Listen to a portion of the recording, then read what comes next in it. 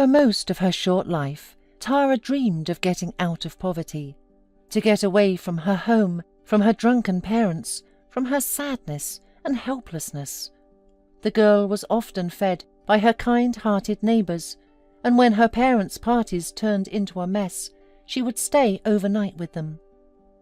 And those nights were the best in her life.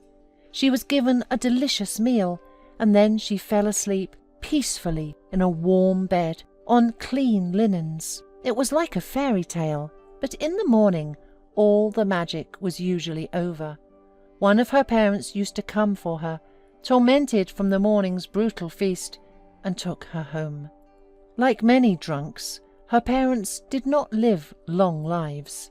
Her father was gone after another drunken brawl, and her mother, who continued her addiction to hard liquor, simply did not get home one day.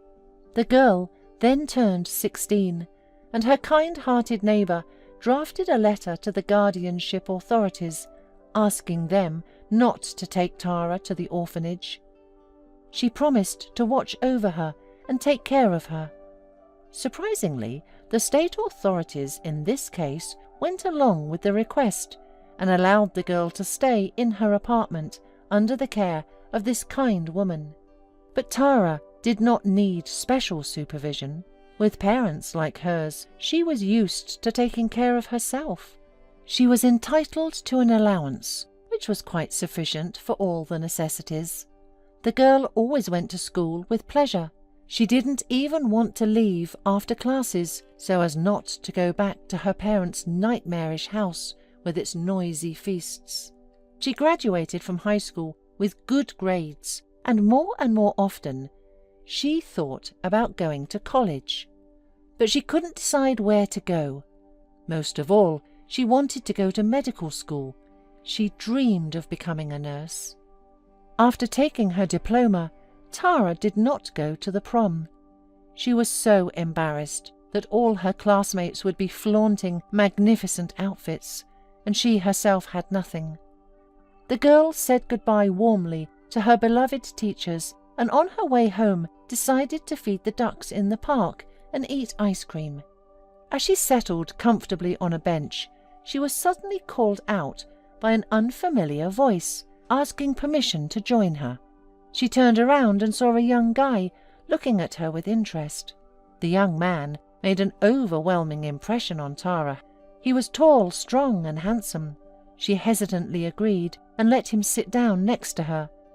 His name was Floyd, and when he learned that the girl had just graduated, he was very surprised that she was not going to the prom. Floyd was so good at listening and so sincerely interested in Tara, and she herself did not notice how she told him all about her life.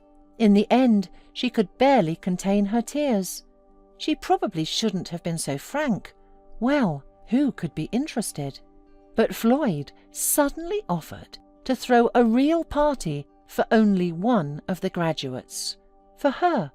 Tara was surprised, but she let him put her in the car, and 20 minutes later they stopped in front of a large shopping centre. Floyd asked her to wait in the car for a while, and he went to the store himself. Soon he returned, pushing a large cart in front of him, stuffed to the top with all sorts of things.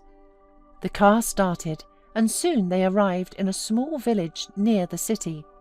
For some reason, Tara felt surprisingly calm around this guy, although she had, of course, heard that strangers should not be trusted. It did not matter what their intentions were. They stopped at a beautiful cottage, and Floyd cordially invited the girl in. The garden was gorgeous, so they decided to celebrate in the gazebo.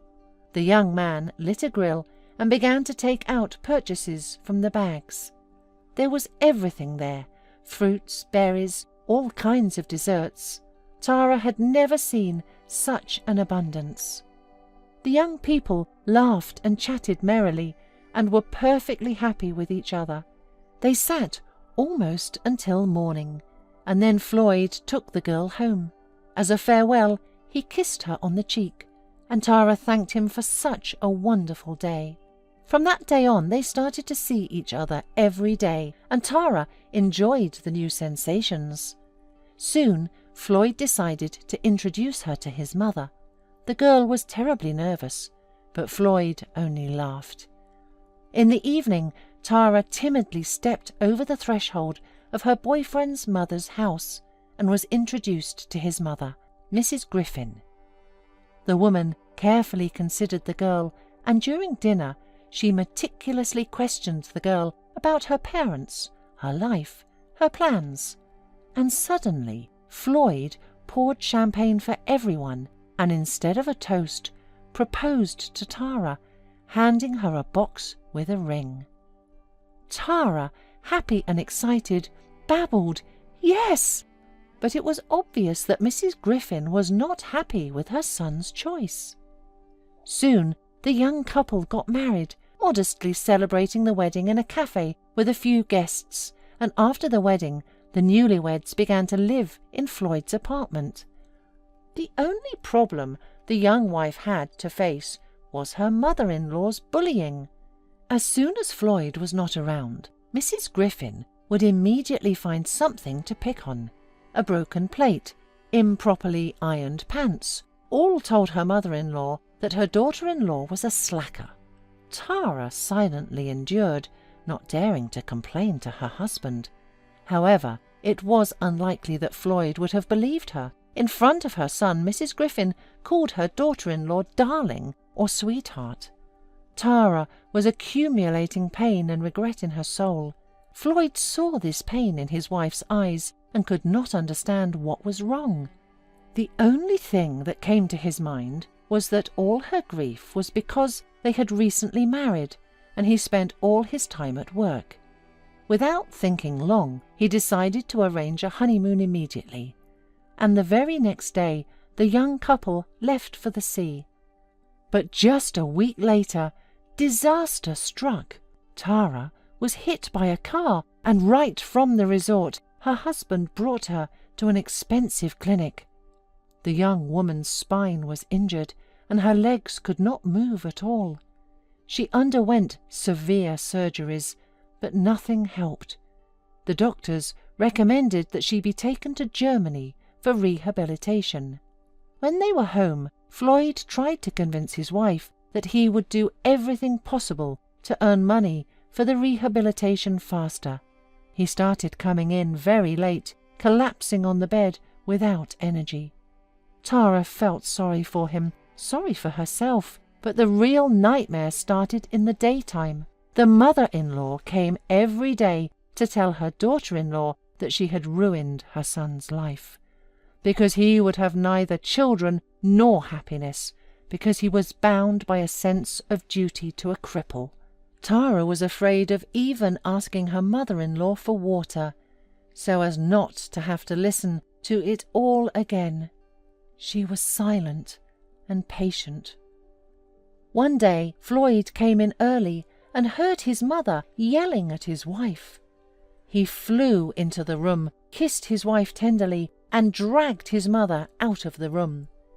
She was even frightened, so furious was Floyd.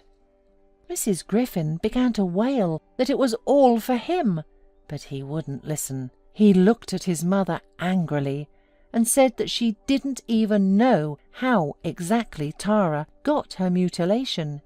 It turned out that they were walking through town, and Floyd went out to buy his wife a bouquet of flowers. And then there was a terrible crash. Floyd saw a car rushing towards him that had lost control. He was so dazed that he could not move, but his wife rushed onto him screaming and literally pulled him out from under the car with one jump. Mrs. Griffin listened in amazement and could not believe her ears. A wave of remorse swept through her body.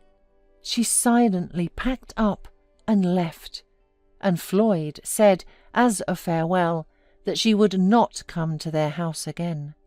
He would hire a nurse for the period of his absence. A few days later, he left on a business trip, leaving Tara with a nurse. But 2 days later, Mrs. Griffin literally stormed into the apartment. The paramedics with a stretcher also came with her. Helpless, Tara crammed on the bed, frightened that her mother-in-law was planning something bad. But the woman suddenly told her quietly that they immediately fly to the clinic the doctors were talking about. She had already arranged everything. Already on the plane, Tara asked where the money for the treatment had come from. Mrs. Griffin quietly said that she had sold her house, and then asked for forgiveness.